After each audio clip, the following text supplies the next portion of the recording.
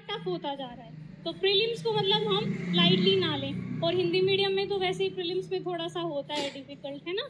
तो प्रीलिम्स को आप एकदम छोड़े ना, पूरा फोकस रखें। मेंस पे तो रखना ही है क्योंकि रैंक वही बनाएगा, लेकिन प्रीलिम्स को हल्के में नहीं लेना है, ठीक है। तो सबसे पहले मैं सीसेट बता देती हूँ।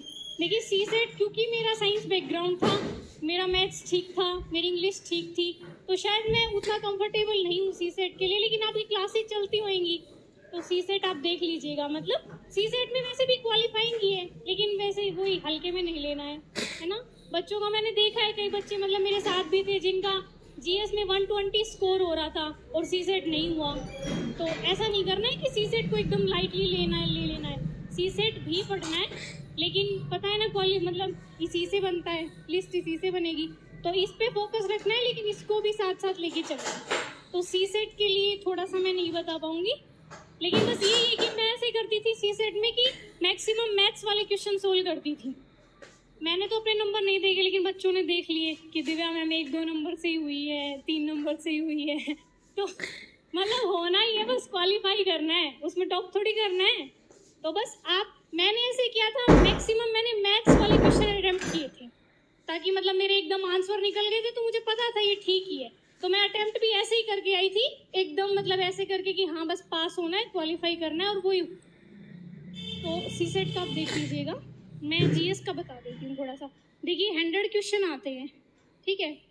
मैक्सिमम अगर आप अच्छे से पूरी ईमानदारी से पढ़ते हैं तो मैक्सिमम 40 क्वेश्चन ऐसे मिलेंगे जो आपको लगेगा कि हाँ आते हैं, थोड़ा बहुत कुछ कर लेंगे, है ना, शायद आते हैं।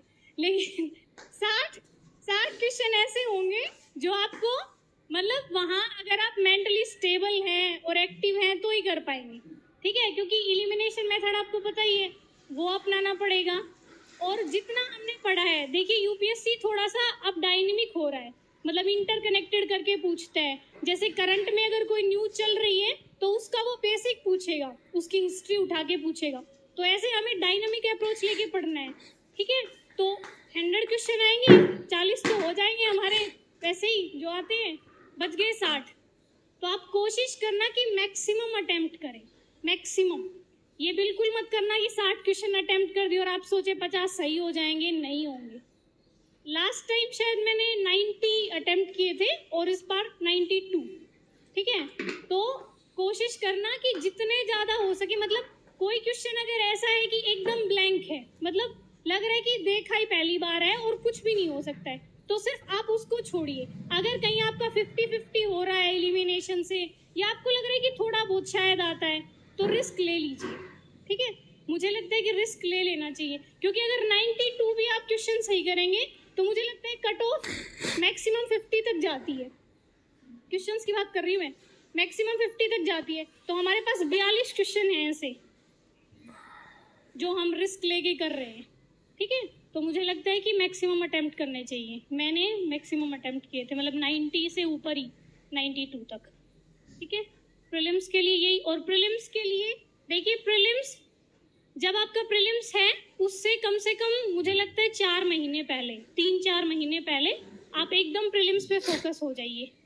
मैंने जब अपनी प्रिपरेशन स्टार्ट की थी तो आई थिंक अगस्त 2020, मतलब कुछ ऐसा था, और प्रीलिम्स था उस टाइम जून में, लेकिन वो कोविड की वजह से पोस्टपोन हो गया था, तो थोड़ा टाइम मिल गया था एक्स्ट्रा, शायद अच्छा था लक इसलिए। तो मतलब अगर आपका इस बार मई में है तो आप उस हिसाब से मतलब कैलकुलेट करके 3-4 महीने पहले से एकदम प्रीलिम्स पे फोकस, एकदम प्रीलिम्स पे।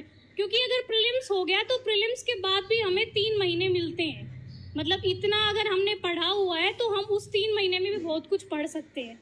तो प्रीलिम्स को एकदम हल्के में ना लें। मैं मतलब लिटरली बता रही हूँ, जब मेरा प्रीलिम्स हो गया था तो मुझे ये लगता था कि इस बार मेंस ना दूँ, क्योंकि मेंस की तैयारी नहीं है उतनी अच्छी, मुझे लगा कि नहीं होएगा मेंस तो।